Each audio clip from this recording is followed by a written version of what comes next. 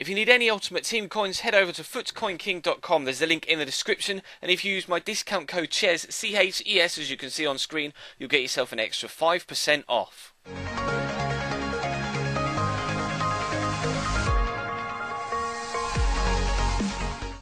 Hey guys, how's it going? Chez back again with another episode of Suarez's Road to Redemption. We're into episode number 19 and hoping today to continue our very good form and pick up some more points in Division 6. Now Nasri's going to be making his debut today. We pulled him in a pack yesterday, and of course Lucas played very well on his debut in the previous game. He will be continuing in that right mid spot, but we come up against the team of all teams.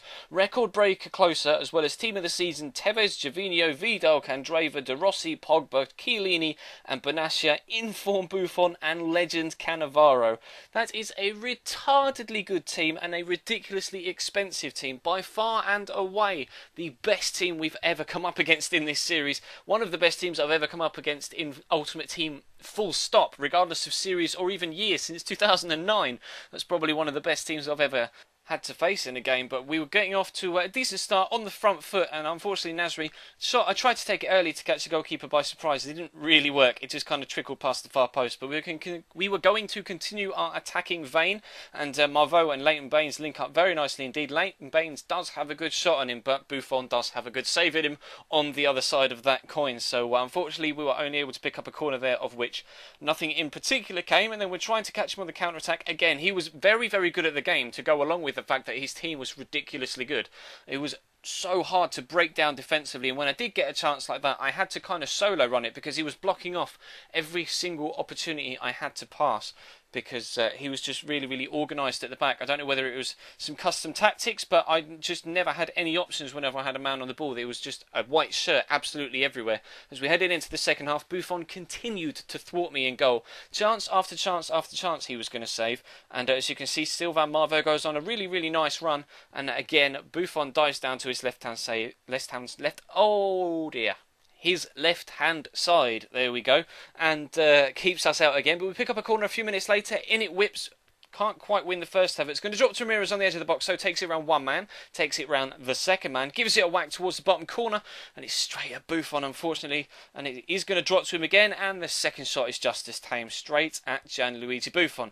And that was the story of the entire game. Buffon was the difference in that one, and you'll be able to see from the stats that come up on your screen in just a second, all I had to do in that game, or all I was resorting to, was just keeping possession. I had to keep it away from him, because these players were so good.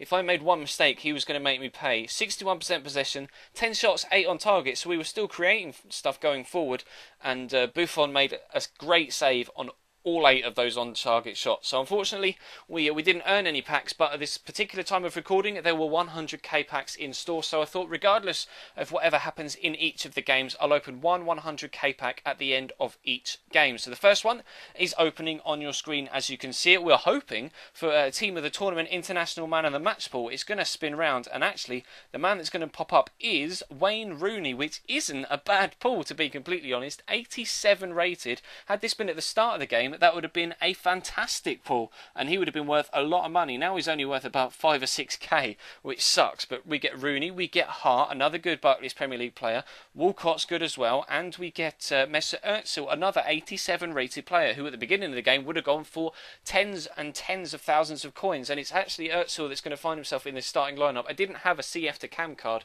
to put Rooney into the starting lineup, unfortunately, so he's going to have to start on the bench, and I may bring him on in future reference, or I think actually after we played this second game I went and bought a CF to Cam card, so he might feature in that role for the next episode. But the next guy we play has another strong team. It looks deceptively not that strong, but every player in that team has a purpose and a role to play.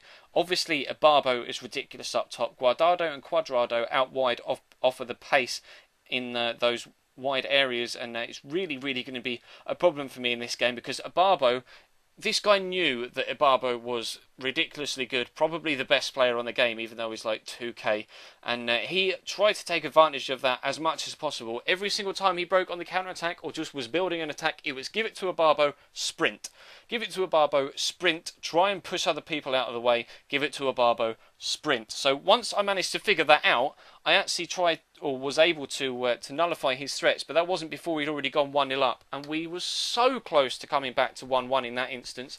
Marchetti with a stupendously good save. He's going to dive back here and just with his fingertips whip it, and it wouldn't let me change player until about now, by which time Suarez was, or the ball was already too far past Suarez, and I couldn't get there to cut it back into the back of the net. And Marchetti was going to have another great save from the following corner as well, down low as it was heading into the bottom corner of the goal, and then he just hoofed it clear out of the defence, just to make sure that his defence just regained their positions and there weren't any gaps in behind his line. And actually that was going to be a recurring theme for him. Whenever he had the ball drop free, he was going to just hoof it like that when there was a little bit of pressure on his goal. Not necessarily the cleanest of tactics, perhaps it's a little bit dirty, a little bit cheap, but it was working, and Marchetti was working as well. Even after watching that chance back 3, 4, 5 times whilst editing, I have no idea how, after he's gone down so early, he's able to get a hand up to that shot and make sure it doesn't go into the back of the net.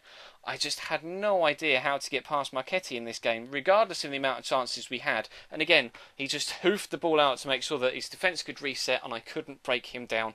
And it's been a while, but we do unfortunately lose the game. Adrian Ramos's overhead kick at the back post is enough to see us lose the first game in about 6 or 7 episodes. It's been a while, but we're going to open another 100k pack. Again, hoping for either a highly rated BPL player that we can put into the side or an international team of the tournament man of the match. And in fact, the game trolls me. Buffon absolutely murdered me in the first game, and then he went, you know what, you have him instead. I can't use him. We've got Joe Hart in goal right now. We've got a BPL side. Unfortunately, we do get a couple of BPL decent players in here in the shape of Vertonghen, and I think we got... what's his face? Vermaelen in this one as well, although that may have been the first pack, but I definitely had both Vermaelen and Vertonghen now in the club, and then one of them is actually going to get brought into the side here. I think I bring Vertonghen in to replace Chris Smalling, who unfortunately ran out of contract. But just going to do some general squad maintenance in the background whilst we say thank you very much for watching. Feel free to leave the video a like if you could be so kind. Hopefully we'll be able to bounce back from today's unfortunate 2 goalless games. It's been such a long time since we haven't scored a goal, let alone or it's been a while since we've only scored 1 or 2, let alone not scoring at all. But still, hopefully next time out we can improve, and we'll have some better performances, some better results, and of course some more packs to open. But that's going to bring this one to a close. Drop the video a like if you enjoyed, and of course feel free to subscribe if you haven't. There'll be a link in the top right to do so, and in the description you'll also find links down below to Footcoin King for your ultimate team coins. Be sure to use the code CHES at checkout so that you get your 5% discount, and also links down there to my Twitter and to my Instagram as well if you want to follow me over there. But as for now, that's going to wrap this one to a close. There was Dortmund career mode uploaded earlier on today, and a My Player yesterday, as well as another Dortmund career mode.